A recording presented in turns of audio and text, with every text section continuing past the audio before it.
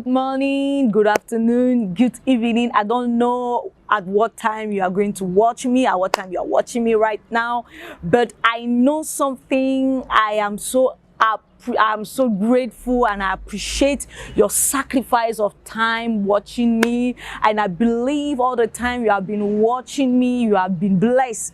Et je sais que ta vie ne sera plus jamais la même. Alléluia. Et aujourd'hui, j'ai une autre parole pour cet nouvel épisode de Beauty from Ashes with Nancy. Et cette parole va te donner une nouvelle manière de considérer certaines choses.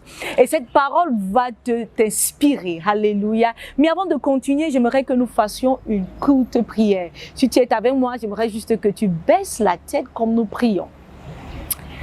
Éternel notre Dieu, nous te glorifions. Toi seul est vrai. Toi seul est puissant, toi seul est glorieux. Seigneur, nous t'adorons, nous te célébrons pour cette autre opportunité où ta parole viendra, elle viendra nous illuminer, elle viendra nous éclaircir, elle frayera un chemin pour nous, elle nous élèvera. Et nous savons, ô Père éternel, que par cette parole, Seigneur, nous serons la lumière descendra sur nous, sur nos affaires, sur notre destinée, au nom puissant de Jésus. Esprit Saint, viens, manifeste-toi dans la vie de ceux qui nous regardent, manifeste-toi dans la vie de la personne qui me regarde à cet instant, ô Père éternel.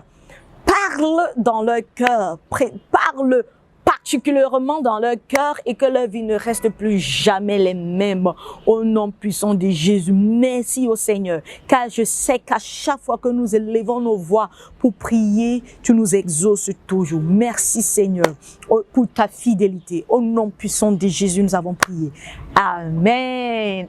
Amen, amen, amen. Et comme je t'ai dit, cette parole est très intéressante. Elle m'a bénie lorsque l'Éternel me l'a révélée et je suis sûre qu'elle va te bénir également. Et le thème de mon message aujourd'hui, c'est le pouvoir de la rage.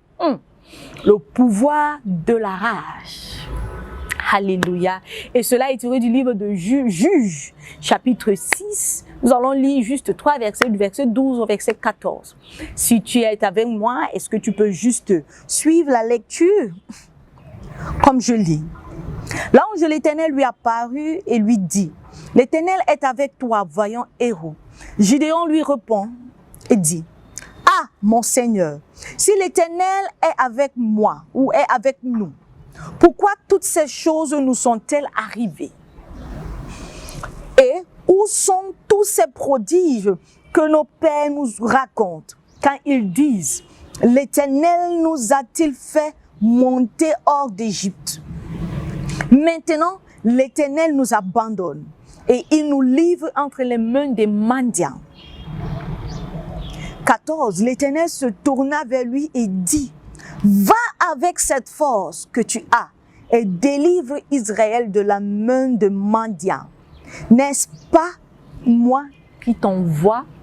Alléluia. Verset 17, il dit, verset 14, je répète, l'Éternel se tourna vers lui et dit, va avec cette force que tu as et délivre Israël de la main de mendiants. N'est-ce pas moi qui t'envoie? Alléluia. Et comme je l'ai dit, le thème de mon message, mon message d'aujourd'hui, c'est le pouvoir de la rage. Et avant de continuer, j'aimerais que nous parlons un peu, nous définissons un peu ce qu'est la rage. La rage est un état, un mouvement de colère ou de dépit extrêmement violent. Et l'un des synonymes de la rage, c'est le trouble du comportement, c'est l'agressivité. Et maintenant, dans certains cas, c'est le calme. Amen. Mais j'aimerais que nous parlons un peu de la manifestation de ce virus chez les animaux. Et je vais laisser aux scientifiques les termes scientifiques et les explications scientifiques. Je vais être très simple aujourd'hui, juste pour que nous puissions comprendre quelque chose.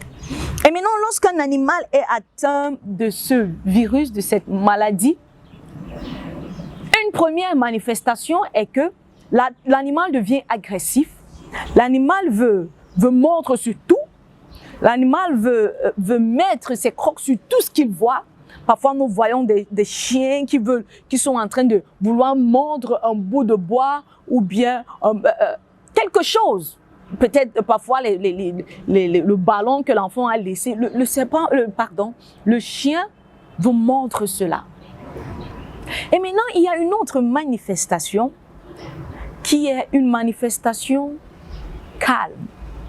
Lorsque un animal est atteint de la rage, l'animal va se cacher. L'animal devient un peu très caressant. Il veut être caressé, il veut être chouchouté, il veut cette attention-là. Et parfois même, l'animal décide de se retirer dans l'obscurité. Et c'est très intéressant. C'est ce qui m'intéresse dans ces deux manifestations aussi. Le fait que quelqu'un veuille se retirer. Parfois, nous avons tendance à juger les autres, pensant qu'ils ne sont pas assez sensibles à cause de leur manière de réagir face à une situation. Parfois, nous pensons que des personnes qui sont calmes face à une situation sont insensibles. Mais cette manifestation, si nous prouvons le contraire, quelqu'un peut être enragé et décide de se retirer. Quelqu'un peut être enragé et décide de se mettre dans l'obscurité, décide de se mettre à l'écart. Quelqu'un peut être enragé et décide d'être très tranquille, très calme. Et décide plutôt de vouloir chercher une attention. Alors, il ne sera pas très gentil de notre part de voir cette manifestation et conclut que la personne est insensible.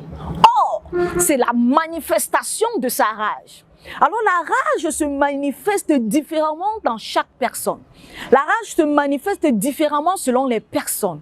Alors, il est très probable qu'une situation te mette en colère et que tu veux tout déchirer et que tu veux tout détruire.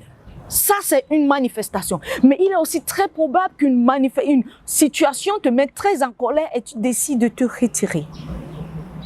Quels que soient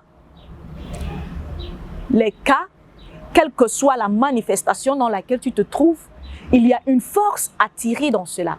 Il y a un avantage dans cela. Et c'est ce que je voudrais que nous parlions aujourd'hui. Et cette tendance à vouloir tout déchirer, cette tendance à vouloir tout gâter, cette tendance à vouloir tout remuer parce qu'on est en colère, moi je l'appelle cela la rage du changement. La quête du changement, voilà. J'appelle cela la quête du changement. Lorsqu'un homme est enragé et qu'il veut un changement, il manifeste là parfois en voulant tout casser. D'autres décident même de partir. J'ai vu des situations où un homme ou une femme peut-être est enragé, est en colère par rapport à une situation et elle décide de s'en aller. Alléluia. Mais il y a une force à tirer dans cela. L'histoire, le passage biblique que nous venons de lire dans le livre de Juges nous fait comprendre que les enfants d'Israël étaient oppressés par le peuple madien. Et ils étaient tellement oppressés au point où leur vie était devenue misérable. Le peuple madien venait tout le temps leur piller leurs récoltes, arracher leurs biens. Au point où les enfants d'Israël ont décidé d'aller se cacher dans les cavernes, ont décidé d'aller se cacher dans les grottes, sur les montagnes ou derrière les montagnes. Et c'était ça la vie des enfants d'Israël. À chaque fois qu'ils cultivaient, les Madians leur permettaient de cultiver, ou les Madianites leur laissaient le temps de cultiver. Mais au moment de la récolte, ils venaient arracher leur récolte. Ah, quelqu'un, je ne sais pas, c'est qui vient toujours arracher ta récolte au moment où tu es supposé bénéficier du travail de tes mains. À chaque fois que tu es supposé bénéficier, te réjouir de l'œuvre de tes mains, l'ennemi vient l'arracher. Aujourd'hui, il y aura un retournement de situation. Il y aura un retournement de situation. Amen.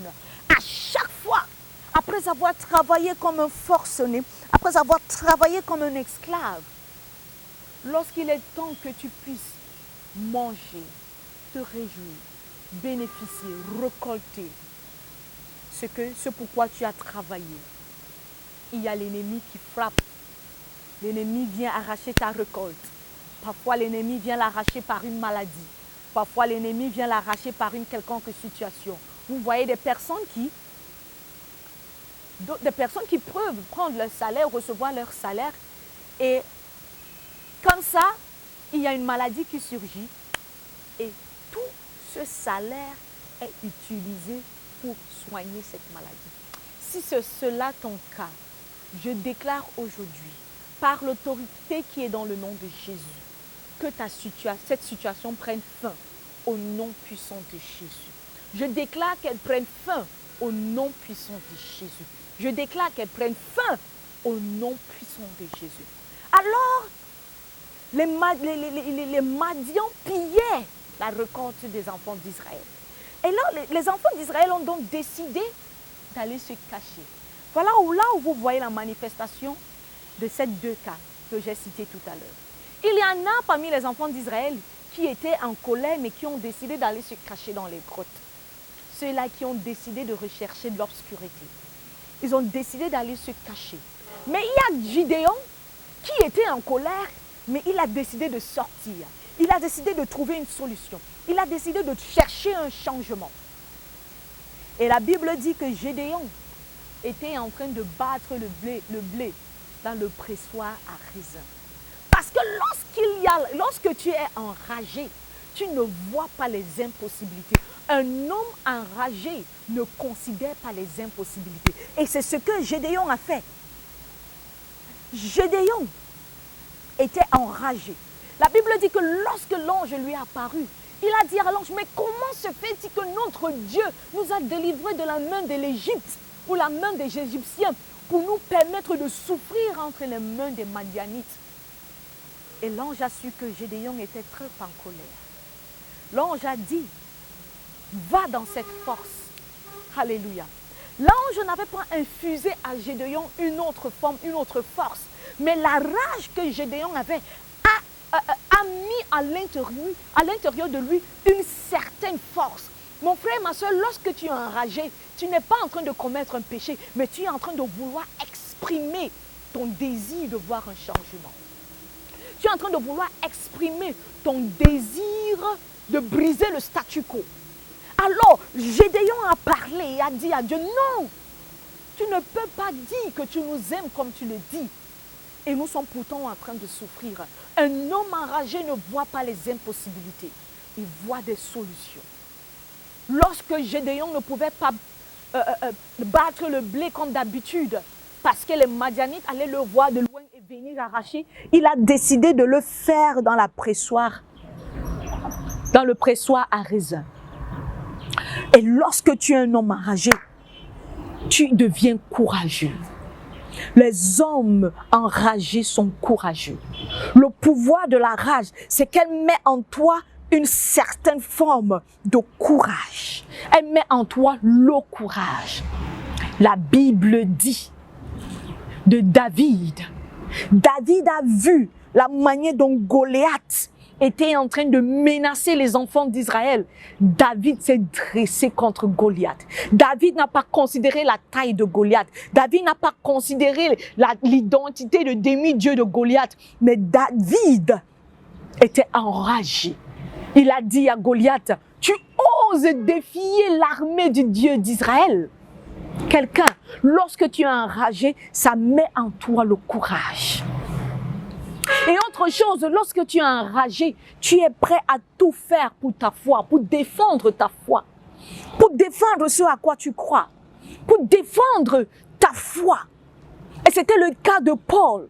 Lorsque la nouvelle tendance est arrivée et que les apôtres prêchaient d'un Jésus qui est mort et est ressuscité après 3 jours, Paul n'en revenait pas. Et Paul s'est dressé.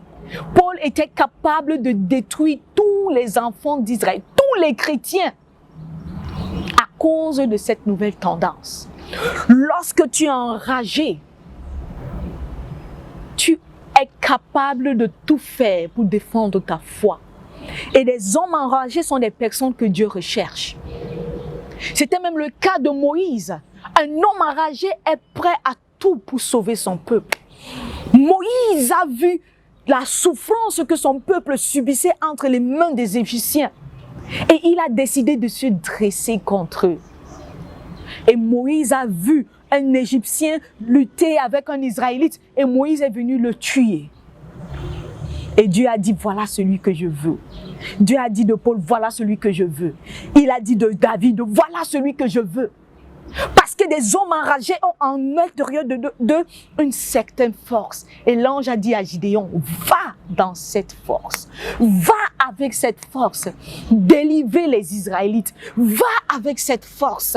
Délivrer les Israélites. Mon frère, ma soeur, il est fort probable que tu sois encore dans cette situation parce que Dieu s'est rendu compte que tu n'es pas encore enragé. Tu n'es pas assez enragé. Tu n'es pas assez en colère pour voir le changement. Tu n'es pas assez en colère pour briser les chaînes de la stagnation. Tu n'es pas assez en colère pour briser les chaînes de la pauvreté. Tu n'es pas encore en colère. C'est pour ça que tu es encore dans cette situation. Mais je suis venu te challenger ce matin. Sois enragé, sois en colère, sois prêt à tout gâter, sois prêt à tout déchirer. Même s'il faille que tu ailles dans l'obscurité, va dans cette obscurité et cogite et forme des stratégies de changement. Alors là, Dieu t'utilisera. Mais j'aimerais que nous lisions un passage très intéressant qui explique ce que je dis. Nous n'allons pas le lire, je vais juste le citer. Ézéchiel chapitre 22, verset 30. Dieu dit, je cherche dans toute la terre, je parcours la terre, je cherche un seul homme qui se tiendra à la brèche. C'est pas qu'il n'y avait pas les hommes, mais il n'y avait pas un homme assez enragé. Je te défie ce matin, sois l'homme assez enragé, sois la femme enragée pour ta famille, sois la femme enragée pour ton mariage, sois la femme enragée pour ta carrière, sois l'homme enragé pour voir ta destinée changer, pour voir ta génération être libérée. Et tu verras la main puissante de Dieu sur ta vie au nom puissant de Jésus. Amen. Je suis certain que tu as été béni par cette parole. Je suis certain que tu as été motivé et défié par cette parole. Donc, si tu as une question ou un commentaire, tu peux juste le faire. Et jusqu'à ce que nous nous retrouvons la prochaine fois, que la présence de Dieu ne s'éloigne pas de toi. Tu es béni au nom de Jésus. Amen.